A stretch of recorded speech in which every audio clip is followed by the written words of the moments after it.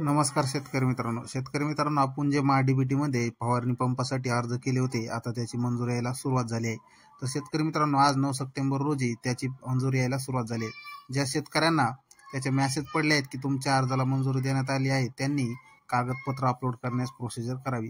तर शेतकरी मित्रांनो, आपल्याला यासाठी लागणारी कागदपत्र 1 नंबरला आपला आधार कार्ड, 2 नंबर बँक पासबुक, 3 नंबरला तसंच आपलं 7/12/8 आपल्याला अपलोड करणं गरजेचं राहील.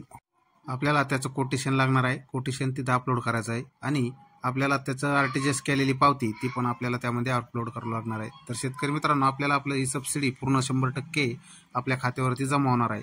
त्यासाठी आपल्याला हे डॉक्युमेंट अपलोड करणं गरजेचं आहे. त्यानंतर आपल्याला त्याचा एक टेस्ट रिपोर्ट आपल्याला लागेल, तोही आपल्याला दुकानदाराकडून मिळून जाईल. त्यानंतर आपल्याला आपले हा दुसऱ्या टेबलवरती डॉक्युमेंट जाईल. त्यानंतर पुढे तुम्हाला जे काही डॉक्युमेंट लागतील ते अपलोड करणं गरजेचं आहे आणि आपल्याला कृषी अधिकारी, कृषी सहाय्यक यांच्याशी संपर्क करणं गरजेचं राहील, कारण आपल्याला योजनेचा लाभ आपला लवकरात लवकर मिळावा म्हणून.